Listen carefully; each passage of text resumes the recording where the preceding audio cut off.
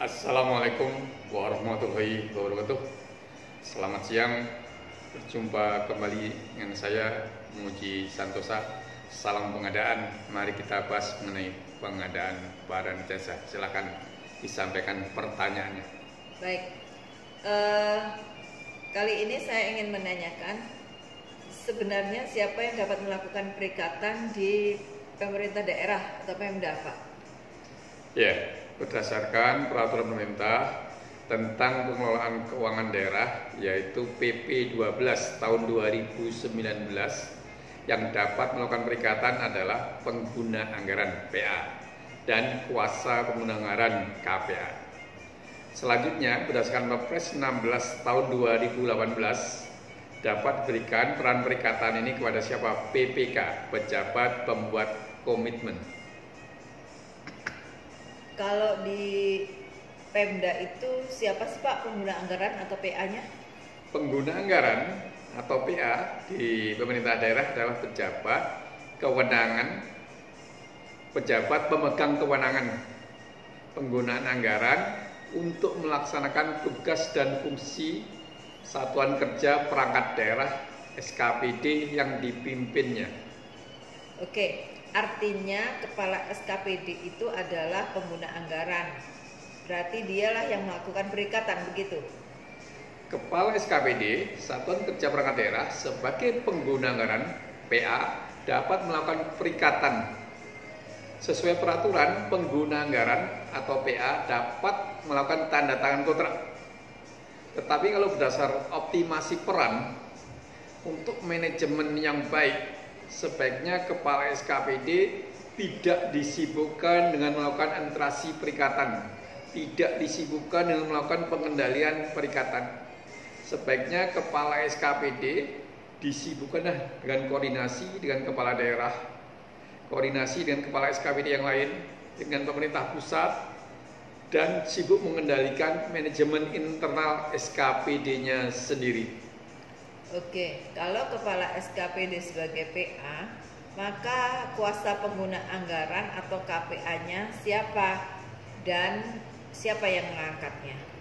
KPA atau kuasa pengguna anggaran adalah pejabat yang diberi kuasa untuk melaksanakan sebagian kewenangan pengguna anggaran dalam melaksanakan sebagian tugas dan fungsi dari Satuan Kerja Perangkat Daerah SKPD.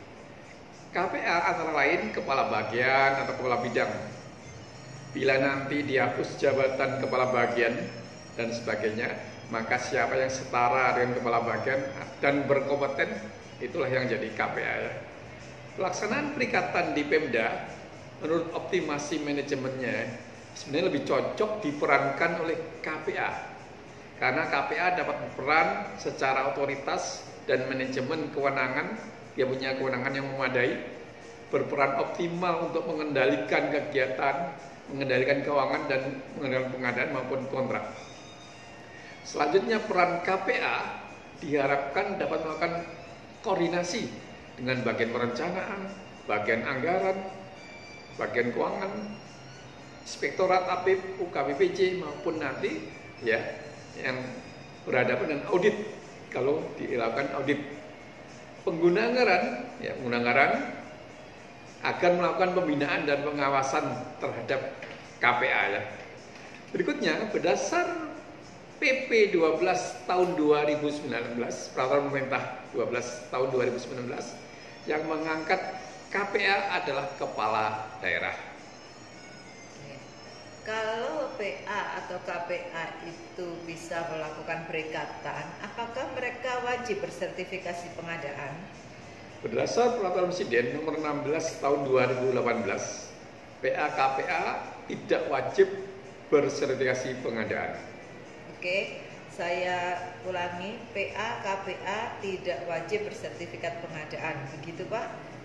Ya, semua pejabat pengelola anggaran termasuk pengguna anggaran ya, sebaiknya memiliki sertifikasi pengadaan dan sertifikasi kompetensi yang lainnya.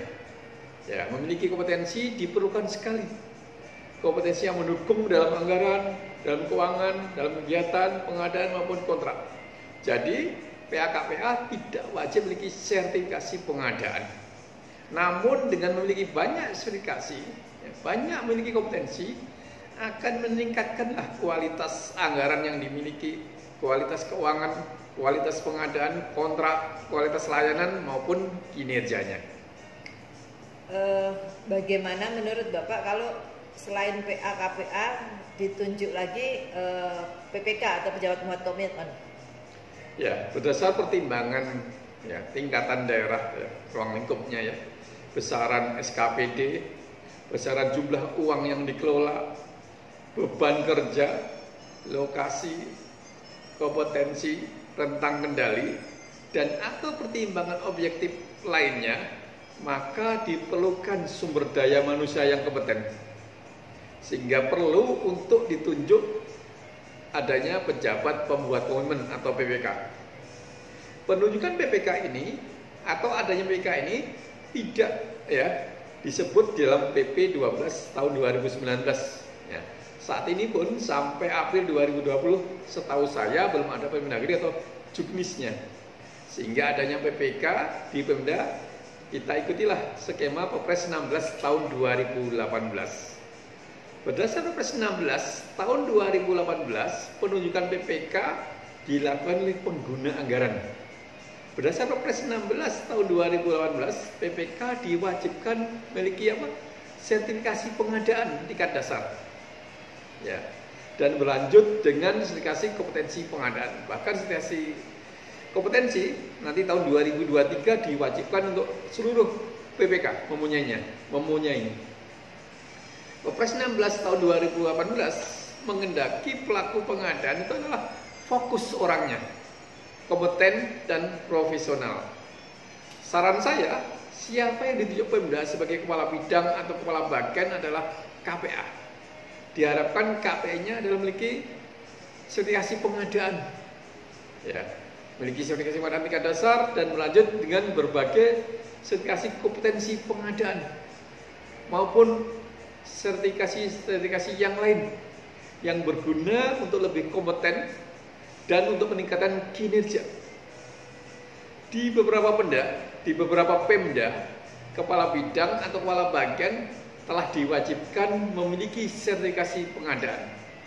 Saran saya lagi, mari para pengelola keuangan, para pengelola pengadaan, dan semua ASN memiliki banyak kompetensi. Suatu SKPD yang memiliki banyak ASN yang kompeten, menurut saya adalah suatu prestasi. Nah, dan bahkan kalau perlu kita berilah pada mereka yang punya kompetensi dengan adanya suatu insentif.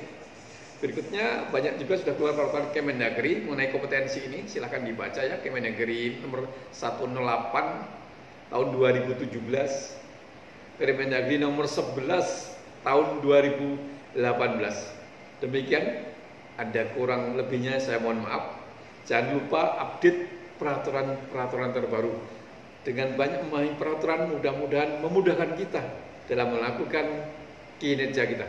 Salam pengadaan.